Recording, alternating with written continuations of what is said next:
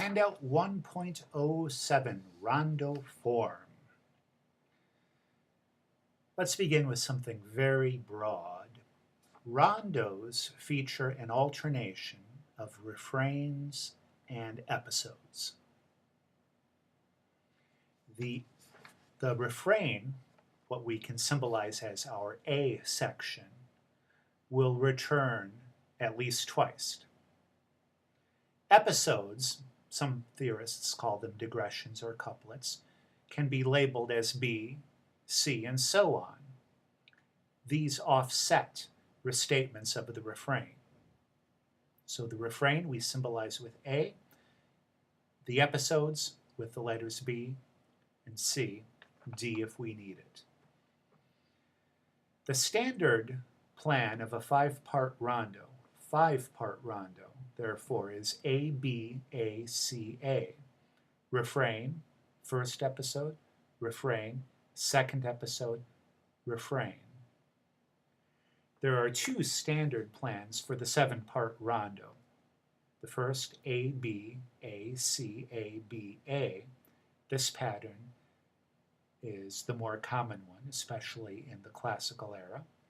But you can also find a seven-part rondo in which the last episode is different from the previous episodes. So A, B, A, C, A, D, A. The Baroque rondo was first used by French composers of the 17th and 18th centuries. The rondo is a dance, generally lively and spirited. The episodes in the Baroque rondo often provide harmonic contrast from the refrain, and usually there is no transition between the end of an episode and the beginning of a refrain, or the other way around, from the end of a refrain to the beginning of an episode. So, we're going to concentrate on the classical rondo. In general, the classical rondo evokes a wider range of moods than the Baroque rondo. There are spirited classical rondos, there are meditative rondos, there are rondos in the classical era of all different sorts, all different manners and moods. The classical rondo, further, is not so sectional as the Baroque rondo. It's generally more continuous in character. What do I mean by that? Well, I mean that mainly in classical rondos, you'll tend more often to find transitions to episodes and retransitions leading back to refrains. There's a sense in which things are more gradual, I guess you could say. All right, now, the refrain in a classical rondo may be a small form, a binary form perhaps, a sentence, a period. I myself cannot generalize beyond saying that the refrain will often be a small form. Subsequent refrains are sometimes shortened, owing to the familiarity of the refrain. It is possible, after all, to have too much of a good thing. The refrain may be followed then by a transition leading to an episode. Remember what I said up at top. Rondos, broadly speaking, feature an alternation of refrains and episodes. Well, we continue. Episodes. The first episode, and often other episodes, will generally be in a contrasting key. That contrasting key may be closely related to the home key. Another possibility is that it might be in the parallel key to the home key. And still another possibility is that the contrasting key and the home key might be in a chromatic third relationship. I've mentioned on the annotated version of the handout 1.07 what I mean by chromatic thirds. There are four keys, for example, in a chromatic third relationship to C major. They are A flat major, A major, E flat major, and E major. You'll find a chromatic third relationship in the Waldstein in the exposition between the first tonal area of C major and the second tonal area of E major.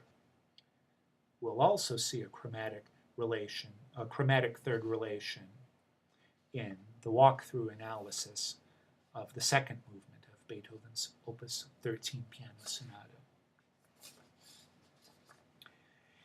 Episodes, too, may be small forms, such as periods or binary forms. But as I mentioned, I find myself backing away at least a few steps from this statement. The main thing episodes do is provide contrast to the refrain. Retransitions will often link the ends of episodes and the beginning of refrains. A retransition, as you know, entails emphasis on the home key dominant or dominant seventh. You'll remember we introduced the term retransition in our unit on sonata form theory. The coda may often finish off the form and the movement. Codas, as Kaplan tells us, are more common in rondos than in sonata form movements. Sometimes rondos of the classical era are said to be in sonata form. What do you suppose this means? Well, I think, among other things, the very notion of a sonata rondo form is a reminder that sonata form was the classical era's form of forms. All right, let me go through what I have in red on the annotated version of this handout. Here's why the 7-part ABACABA rondo is sometimes called sonata rondo form. It's because the form combines aspects of both the sonata and the rondo. The rondo aspect is easier to see. After all, look at the number of appearances of the refrain, A, B, A, C, A, B, A. You can't get away from the A, can you now? Well, then, whence comes the sonata aspect? Again, look at the symbolization of the form, A, B, A, C, A, B, A. This time I've highlighted the first and third episodes, the B's. The first appearance of B is typically in a contrasting key. The dominant, if the movement is in a major key, and typically the relative major if in a minor key. The second appearance of B, it's the same material. The second appearance of B is then typically in the home key. See how this tonal adjustment resembles what happens in a sonata form movement to the subordinate theme or themes? William Kaplan adds, this a very good note I think, William Kaplan adds that the more nearly the second episode C resembles a development, the more prominent is the sonata aspect of the 7-part ABACABA rondo. Contrariwise, the more nearly C resembles a theme, the more prominent is the rondo aspect. Well, I've given you down below then in, I think, green ink, the way I'd like you to proceed in analyzing rondo forms. First of all, make sure to listen to the second movement of Opus 13 found in your Burckhardt anthology. Read the walkthrough analysis that I've provided. Both the second and the third movements of the Pathetique Sonata by Beethoven are they're real numbers on the music theory hit parade. Kind of wish that I could be analyzing the music with you in